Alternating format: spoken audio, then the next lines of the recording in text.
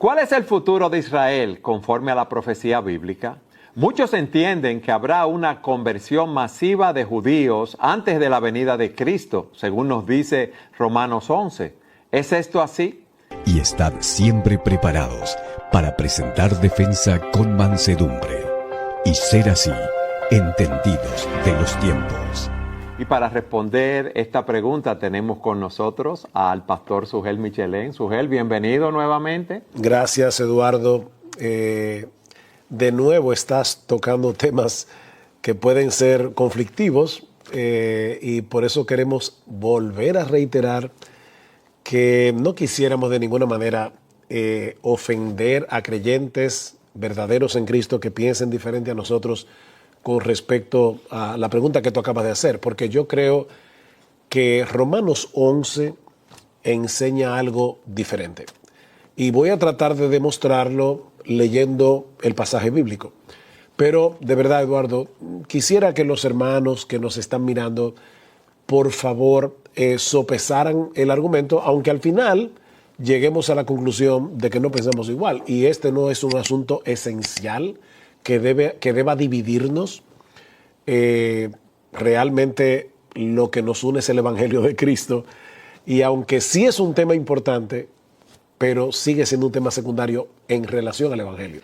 Tú sabes que la teoría más popular es que va a haber una gran conversión de judíos luego que se llegue a la plenitud de los gentiles, que se complete el número de los gentiles. Pero realmente queremos saber si eso es lo que enseña Romanos 11 y a la luz de lo que tú dijiste, a la luz de la interpretación bíblica que tú haces de Romanos 11. Claro, obviamente. Ahora, yo en 30 minutos yo no puedo estudiar cada versículo de Romanos 11, eso es imposible. Pero vamos a comenzar primero viendo cuál es el planteamiento de Pablo. Pablo viene hablando, Romanos 9, Romanos 10, de que la palabra de Dios no ha fallado por el hecho de que muchos israelitas hayan rechazado al Mesías. Y él lo demuestra diciendo que no todos los que descienden de Israel son Israel. Ya probamos eso en el programa anterior.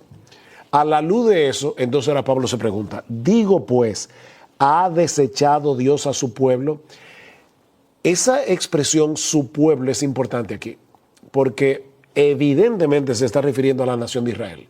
Recuerda lo que decíamos en el programa anterior, nosotros no creemos en la teoría del reemplazo. ¿Y cuál es esa teoría? Que Dios reemplazó a Israel por la iglesia. No, nosotros creemos que hay un solo pueblo de Dios, el buen olivo del que habla Pablo en Romanos 11, y que ese buen olivo, que es el pueblo de Dios, está compuesto por judíos creyentes en Cristo y por gentiles creyentes en Cristo. Entonces lo que Pablo está preguntando es, ¿el pueblo de Israel, los descendientes físicos de Abraham, fueron todos desechados por Dios? Respuesta de Pablo, en ninguna manera. Porque también yo soy israelita de la descendencia de Abraham, de la tribu de Benjamín. Fíjate, Eduardo, que Pablo no está diciendo que al final de los tiempos va a haber una conversión masiva de judíos, aunque te voy a decir algo, yo quisiera que fuera así, eso no es el punto aquí, el punto es si eso es lo que Romanos 11 enseña. Pablo está hablando de lo que está pasando en el primer siglo, porque se está poniendo a sí mismo como ejemplo. Dice, no, Dios no ha desechado por completo a su pueblo, porque yo soy israelita y yo estoy convertido a Cristo y predicando el Evangelio. E inmediatamente después, él dice, ¿no ha desechado Dios a su pueblo al cual desde antes conoció? ¿O no sabéis qué dice de Elías la Escritura? ¿Cómo invoca a Dios contra Israel diciendo, Señor, a tus profetas han dado muerte? ¿Quién le dio muerte a los profetas en el tiempo de Elías? ¿Los paganos o fueron israelitas? Israelitas. Y los profetas falsos de Baal que Elías destruyó, ¿eran paganos o eran israelitas? Eran israelitas. Entonces, Elías está diciendo, Señor, solo yo he quedado y me buscan para quitarme la vida. Y Pablo, citando ese pasaje en Primera de Reyes, dice, ¿qué le dice la divina respuesta? Me he reservado 7,000 hombres que no han doblado la rodilla delante de Baal. así también aún en este tiempo ha quedado un remanente escogido por gracia. Entonces, como en ese tiempo hubo un remanente fiel, aun cuando Elías no lo sabía, en ese tiempo él plantea que hay un remanente fiel. Exactamente, en el tiempo de Pablo. O sea, que él no se está refiriendo a una conversión futura. Él está diciendo, mira, ahora mismo se están convirtiendo israelitas. Y eso lo vemos en el libro de los Hechos. Cómo muchos israelitas vinieron a la fe del Señor. No todos rechazaron al Mesías. Y la razón, la respuesta de Pablo, o su argumento, es que Dios siempre se ha reservado un remanente. Y mi argumento es que a lo largo de toda la era evangélica, ese remanente va a estar allí siempre viniendo a Cristo en arrepentimiento y fe. Dios siempre se ha reservado de su pueblo, del pueblo que salió de Abraham, un remanente fiel que se va a convertir al Señor. Y para mí ese es el argumento de Pablo en Romanos 11. Sigue Pablo hablando acerca de ¿cómo se llama esto? La ilustración del buen olivo. Por eso usted decía, yo no voy a poder leer cada versículo, pero a partir del versículo 11 de Romanos, Pablo se pregunta, digo pues, ¿han tropezado los de Israel para que cayesen? O sea, el tropiezo de Israel en el momento en que Pilato les presenta a Cristo o a Barrabás y ellos escogen a Barrabás y desechan a su Mesías, ese desechar su Mesías fue para siempre, dice Pablo, en ninguna manera. Pero por su transgresión vino la salvación a los gentiles para provocarles a celos. Dios siempre se sale con la suya, y no quiero ser irreverente, ¿verdad?, con esa expresión, pero la idea es esta. Israel rechaza a su Mesías y lo matan en una cruz. ¿Y qué provoca eso? Que Cristo al morir paga por nuestra deuda y así trae salvación al mundo entero. No importa si tú eres judío o si eres gentil. Pero ahora la salvación de los gentiles está provocando a celos a israelitas que por esa causa van a venir también a Cristo en arrepentimiento y fe. Tú estás viendo la sabiduría de Dios. El rechazo de Israel a su Mesías trae como resultado la salvación de los gentiles. Y eso trae celos. Y la salvación de los gentiles provoca celos a israelitas de ese remanente que Dios ha escogido por gracia, que también se van a convertir a Cristo. Así que hay una ola de salvación que viene y va. De Israel sale la salvación y moja a los gentiles. Y ahora de los gentiles, provocando a celo a los judíos, sale una ola de salvación que también alcanza a ese remanente escogido por gracia.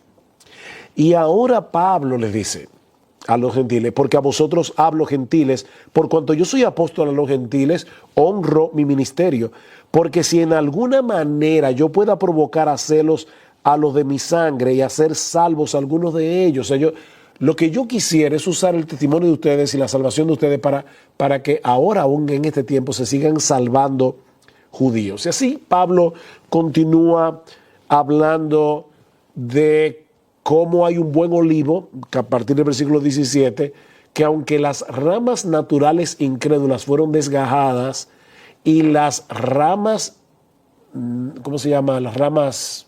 Las naturales fueron desgajadas y las que no eran naturales. Y las silvestres, exacto, fueron injertadas. Ahora Pablo dice, no te jactes contra las ramas. O sea, gentiles, cuidado que ustedes no cometan el mismo pecado que cometió Israel en el antiguo pacto, que decía, nosotros somos el pueblo escogido, y que ahora los gentiles miremos a los israelitas por encima del hombro, porque ese orgullo no es coherente con el evangelio de la gracia. Eduardo, una de las características de que una persona ha sido salvado por la gracia de Dios es que no se gloría de nada, ni se cree mejor que nadie.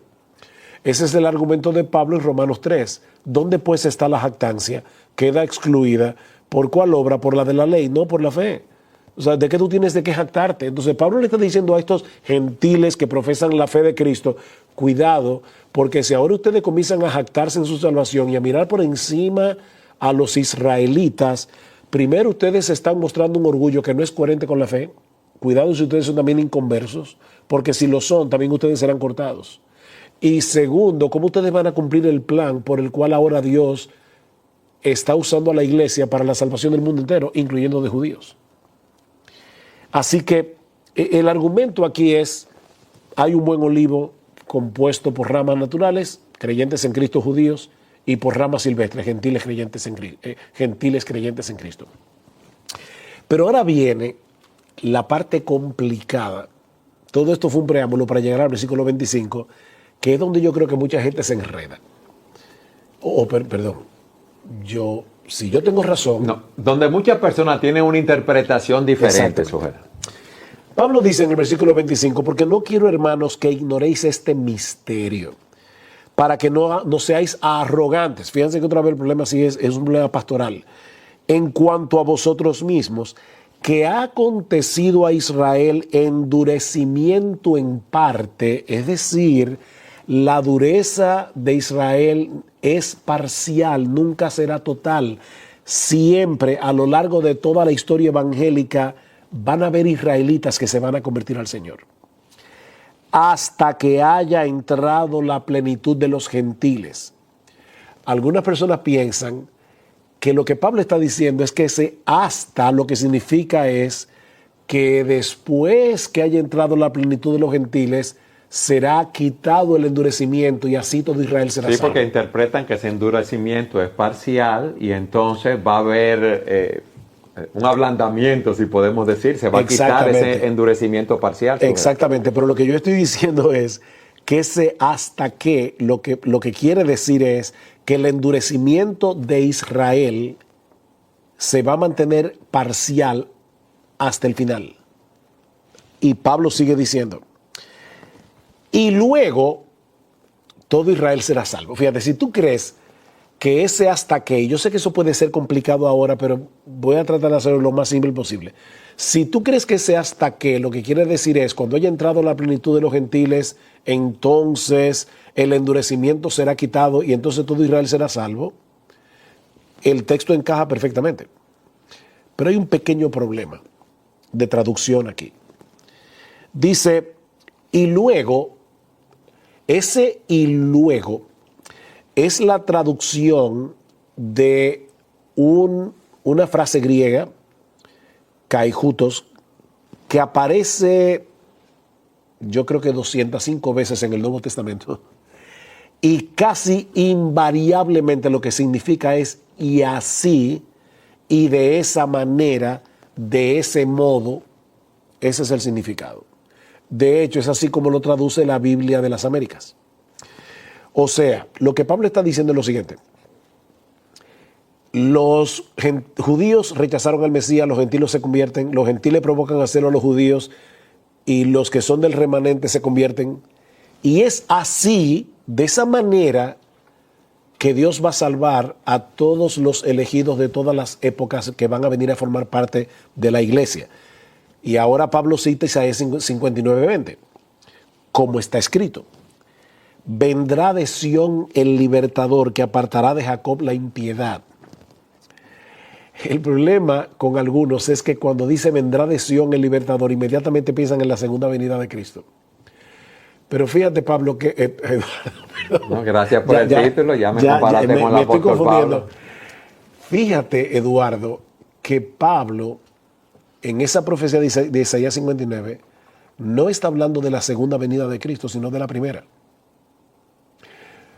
Cuando Cristo venga por segunda vez, Él no vendrá de Sión, vendrá a Sión. Y algo interesantísimo, la profecía de Isaías 59:20, que es la que Pablo está citando, dice vendrá a Sión.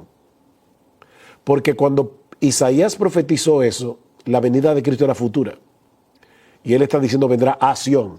Pero como ya Cristo vino y nació en Belén, en Sión, Pablo, inspirado por el Espíritu Santo, en vez de decir vendrá a Sión, dice vendrá de Sión el libertador que apartará de Jacob la impiedad. ¿Qué fue lo que hizo Cristo cuando murió en la cruz? Proveyó salvación. Así que Pablo no está hablando de la segunda venida, sino de la primera.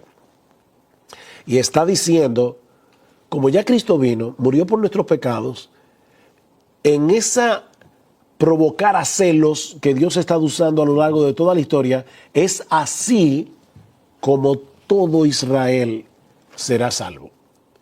Y una prueba de que esta interpretación, yo creo que es la correcta, la vemos más adelante en el versículo 28. Pablo dice, y estoy buscando aquí para citarlo de la Biblia de las Américas, pero lo voy a citar en la Biblia Reina Valera.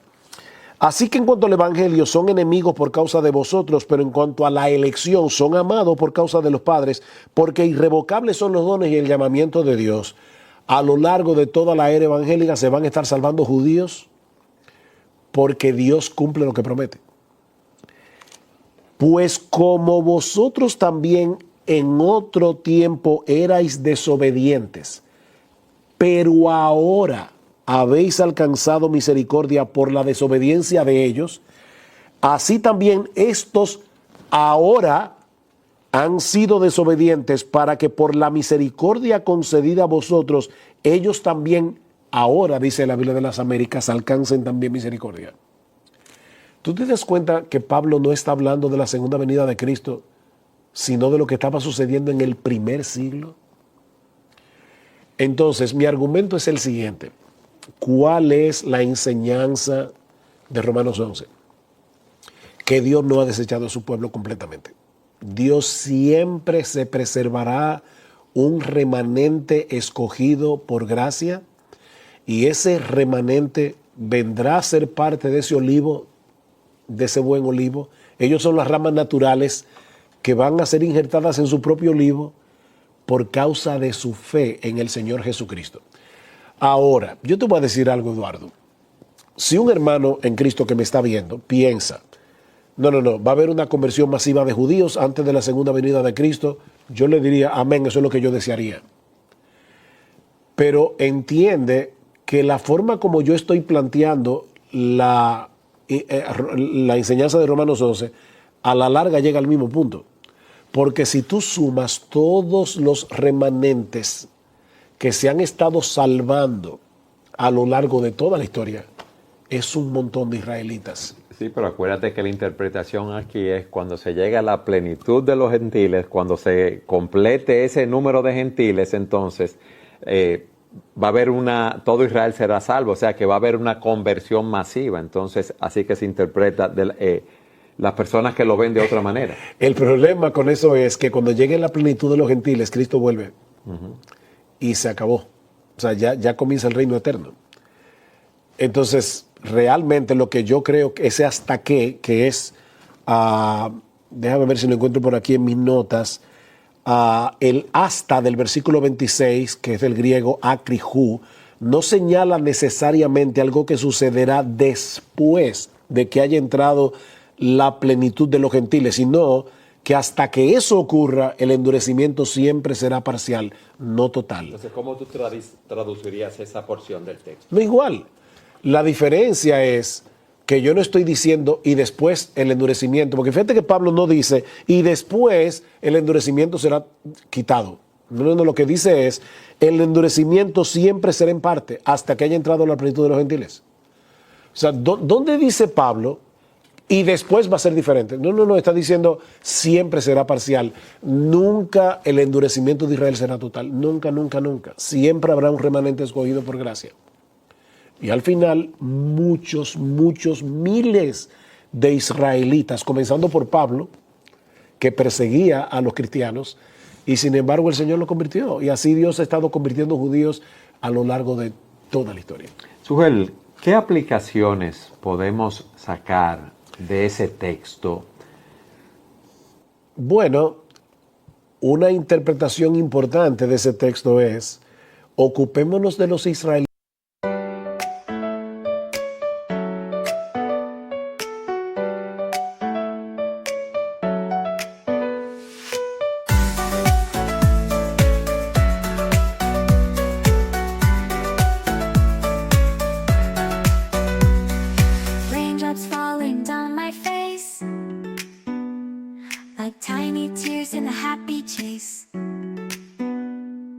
Hopping through the puddle sea, colors dancing wild and free. Skies are gray but I don't mind. Cool raindrops on my skin I find. Kicking off my Saturday, watch the clouds just drift away. Rainbow in the rain, what a sight.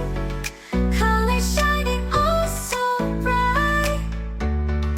Dancing in the streets, so bright. Everything will be alright.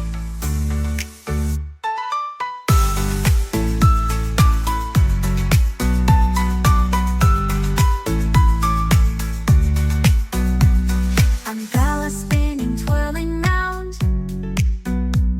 A colorful halo on the ground. Music playing on the sand.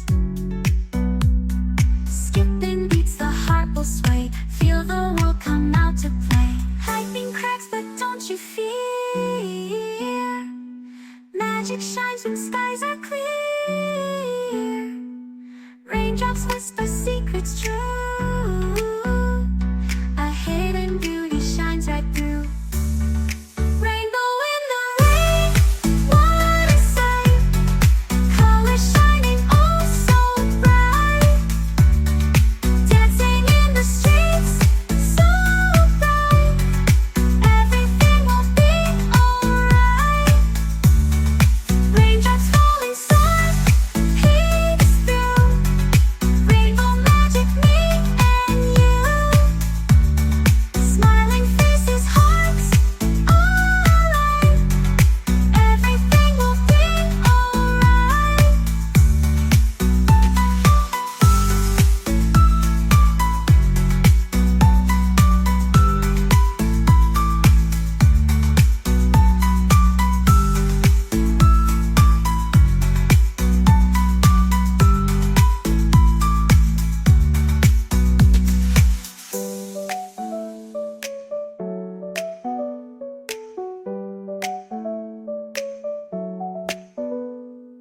Raindrops falling, sun peeks through.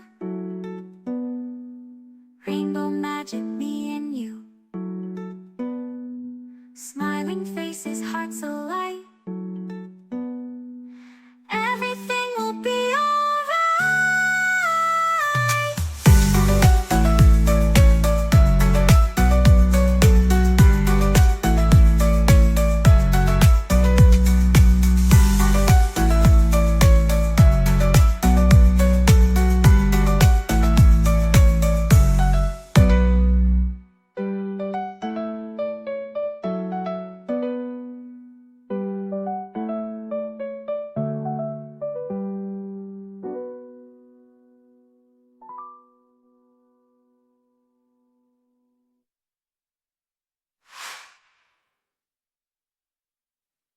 Ahora, porque nosotros no sabemos cuántos de esos remanentes escogidos por gracia están en Israel en este momento o en otra parte del mundo, porque Eduardo, ese todo Israel será salvo, no tiene nada que ver con la tierra otra vez de Canaán, que luego vino a ser la tierra de Israel actualmente. No, digo, fue tierra de Israel durante todo el Antiguo Testamento. Es que no importa dónde estén esos judíos, Dios salvará a sus remanentes, estén en Nueva York, que estén en República Dominicana, estén donde sea, Dios los salvará.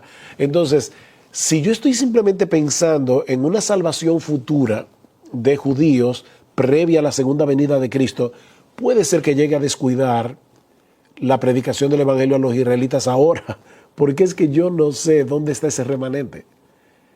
Y cuando yo les predique la palabra, se van a convertir. Cuando cualquiera le predique el Evangelio. Porque el Evangelio, dice Pablo, es poder de Dios para salvación al judío primeramente y también al griego. Eso va a ser cuando Cristo vuelva o meses antes de la segunda venida. No. Desde que Pablo escribió Romanos 1:16, el Evangelio era poder de Dios para salvación y lo ha sido a través de todas las épocas. ¿Qué debemos hacer nosotros, Sugel? Hay puntos diferentes en relación a esto, pero lo que debemos hacer entonces es seguir predicando el Evangelio, ese Evangelio que es poder de Dios para salvación, en vez de entrar en controversias, como hablábamos en el programa anterior, en puntos secundarios. Exactamente. ¿Qué debemos hacer? Como tú decías hace un momento, esto no nos debe dividir. Yo tengo muy buenos amigos, que no creen lo que yo creo. Y ellos saben que yo no creo lo que ellos creen. pero predicamos juntos en conferencias, somos hermanos que nos amamos en el Señor. Podemos aún hasta discutir acerca o debatir acerca de estos temas con respeto. ¿Cuál es el problema?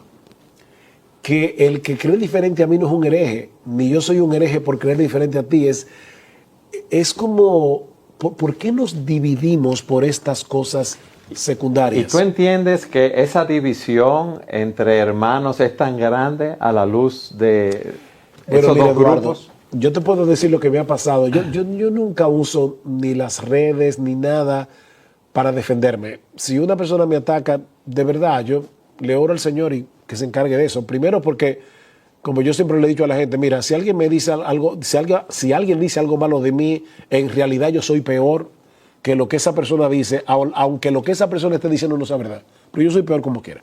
Segundo, no te defiendas porque tus enemigos no van a recibir tus argumentos. Y tus amigos no los necesitan. Y tú no fuiste llamado a defenderte a ti mismo, sino a defender el Evangelio. Y predicar el Evangelio, no defenderlo, predicar el Evangelio. Pero no es que eso puede pasar, es que eso pasa. Eduardo, yo he recibido insultos por las redes por creer esto. Y de verdad, yo digo, me da mucha tristeza porque yo creo que hay tanto que hacer allá afuera para salvar a un mundo que se está perdiendo, que nosotros no tenemos tiempo para estar peleando. Estoy hablando entre creyentes verdaderos que creen en el Evangelio verdadero, conforme a la verdadera fe, como dice en Efesios 4, que debemos ser solícitos en guardar la unidad del Espíritu en el vínculo de la paz, porque tenemos una sola fe, un solo bautismo, un solo Salvador, un solo Dios y Padre, un solo Espíritu. Entonces estoy hablando de los verdaderos creyentes. Yo no estoy hablando aquí de ahora de un movimiento ecuménico. ¿Vamos a estar peleando entre nosotros por estos detalles de interpretaciones proféticos cuando hay tanto que hacer? Lo que debemos enfocarlo de la siguiente manera. Bueno, si yo quiero que todo Israel sea salvo, yo debo redoblar mis esfuerzos en toda parte donde estén los israelitas para yo predicarle el Evangelio. Ese es el punto. A israelitas y a gentiles, como decía Pablo, porque Dios se va a encargar de su remanente. Para mí esa es la enseñanza, yo no soy el único que cree eso, hay buenos exegetas que piensan así. Pero mira, Eduardo, yo creo que cuando lleguemos al cielo, en estas cosas secundarias, probablemente veamos, ay mira, yo estaba equivocado aquí, estaba equivocado allá, y en el cielo vamos a tener una teología perfecta. No, imagínate que tú estés equivocado en tu exégesis. Sí. Bueno, si todo Israel será salvo, si habrá un gran grupo de israelitas Yo me que voy a van a ser alegrar salvos. enormemente. Gloria a Dios por eso. Exactamente. Pero al final yo creo que, como te digo, que cuando se termine la historia, Cristo tendrá un pueblo y en ese pueblo habrá un montón de hijos de Abraham, descendientes de Abraham, sea que mi interpretación de Romanos 11 sea correcta o sea que la otra interpretación sea correcta, las dos llegan al mismo punto. Muchísimos israelitas serán salvos. ¿Sabes por qué? Por lo que dice Pablo en Romanos 11:29, porque irrevocables son los dones y el llamamiento de Dios. Mi punto es que yo creo que lo que Pablo está describiendo en Romanos 11,